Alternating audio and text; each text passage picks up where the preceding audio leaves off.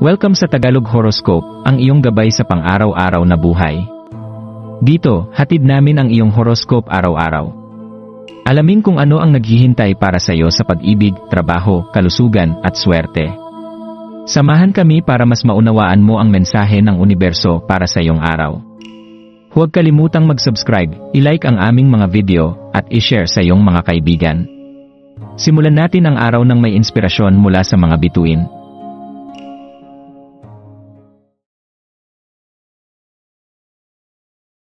Narito ang iyong pang-araw-araw na horoscope para sa Pisces ngayong Enero 29, 2025, ngayong Miyerkules, ika-negatibo 29 ng Enero. Maaaring mapansin mong ikaw ay napapalibutan ng isang atmosferang puno ng pagbabago, dahil ito ay nagmamarka ng simula ng Chinese New Year. Sa araw na ito, ang iyong malalim na emosyon ay magiging isang malaking bahagi ng iyong araw, at magkakaroon ka ng kakayahang maghatid ng pagpapagaling hindi lamang para sa iyong sarili, kundi pati na rin sa mga taong nasa paligid mo. Ang lakas na dala mo ay nagsisilbing isang paalala na sa pamamagitan ng pagpapatawad, ang mga sugatang puso ay maaaring maghilom at magbigay daan para sa mga bagong simula. Ang iyong kabutihang loob at pag-unawa ay magbibigay liwanag sa iyong kapwa. Kaya't huwag palampasin ang pagkakataong ibahagi ito.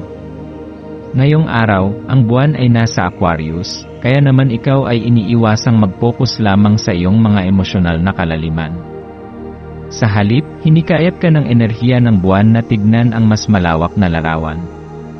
Ang araw na ito ay isang magandang pagkakataon para magpahinga at mag-recharge. Isang pagkakataon para magbalik loob at makapag-isip ng mas malalim tungkol sa iyong mga karanasan at kung paano ka maaaring maging inspirasyon sa iba. Habang hinahanap mo ang mga bagong horizons, ang iyong paghahangad na maglakbay sa mga bagong landas ay magpapayabong sa iyong mga pananaw at aksyon na magdadala sa iyo ng mga posibilidad na puno ng pag-asa. Maglaan ng sandali upang tanungin ang iyong sarili at damhin ang enerhiya ng pagbabagong hatid ng araw na ito. Ang iyong labis na pagpapahalaga at sensitivity ay isang biyaya hindi lamang para sa iyo, kundi para na rin sa mga taong makakasalamuha mo. Sa panahon ng pagbabagong ito, mahalaga na magbigay ng puwang para sa pagpapatawad, hindi lamang para sa ibang tao, kundi pati na rin para sa iyong sarili. Kapag natutunan mong magpatawad sa iyong nakaraan, magkakaroon ka ng kalayaang yakapin ang iyong hinaharap ng mas maligaya at magaan.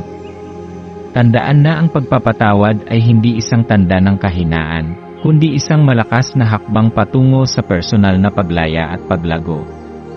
Mahalaga rin na sa bawat hakbang na iyong gagawin, hayaan mong ang iyong emosyonal na katalinuhan ang magtulak sa iyong mga desisyon, at ipalaganap ang iyong kabutihang loob sa iyong kapwa.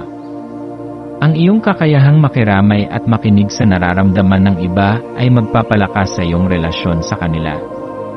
Ang iyong pagiging tagapagtanggol ng mga nasaktan at nangungulilang puso ay nagbibigay sa iyo ng malalim na koneksyon sa mga tao sa iyong paligid.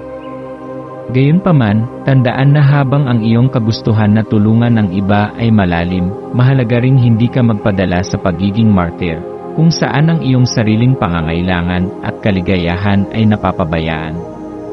Ang iyong kagandahang loob at pag-unawa ay magbubukas ng mga pinto para sa pagbabago, ngunit hindi mo makakamtan ang tunay na kasiyahan kung ikaw mismo ay walang sapat na atensyon para sa iyong sariling kaligayahan. Ibigay mo ang iyong malasakit at gabay sa iba, ngunit huwag kalimutan ang iyong sariling pangangailangan ng pagpapahinga at pagmamahal sa sarili. Ngayong araw, maglaan ng oras upang magnilay at tanungin ang iyong sarili kung paano ka makakapagbigay ng suporta sa iba nang hindi isinasakripisyo ang iyong sariling kagalingan. Ang iyong lakas ay magmumula sa iyong kakayahang magbigay, ngunit tandaan na ang iyong enerhiya ay magaan at makapangyarihan kapag ikaw ay nasa magandang kalagayan. Balansihin ang iyong oras upang makapagpahinga at magmuni-muni, sapagkat ang mga ito ay makatutulong sa iyong muling pagkonekta sa iyong sarili at sa iyong sariling mga pangarap at layunin. Sa bawat hakbang na iyong tatahakin, hayaan mong ang iyong pakiramdam ng empatya, at pagkakaisa ang magdala sa iyo ng bagong mga oportunidad at koneksyon. Ang iyong pagnanais na magbigay ng gabay at suporta sa iba ay isang pagpapakita ng iyong malalim na kabutihang loob, ngunit sa paggawa nito, tandaan na ang tunay na kapayapaan at kagalakan ay magsisimula mula sa loob. Kapag natutunan mong pahalagahan ang iyong sarili, magiging mas madali para sa iyo na magbigay ng tunay na suporta at pagmamahal sa iba.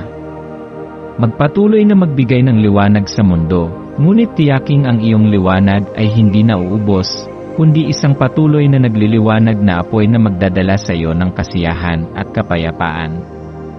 Habang ang araw ay nagtatapos, maglaan ng ilang sandali upang magmuni-muni sa mga natutunan mong aral at mga pagsubok na iyong napagdaanan. Ang mga karanasan mong ito ay nagsilbing mga guro na nagturo sa iyo ng mga mahahalagang leksyon na magbibigay daan para sa iyong paglago. Ang bawat hakbang na iyong tinahak ay bahagi ng mas malaking larawan, at ito ay magsisilbing pundasyon ng mas magaan at mas matagumpay na hinaharap. Magtiwala sa iyong kakayahan na magpagaling, hindi lamang para sa iyong sarili kundi para rin sa mga tao sa iyong paligid, sapagkat ikaw ay may natatanging kakayahan na maghatid ng kapayapaan at kasiyahan sa puso ng iba.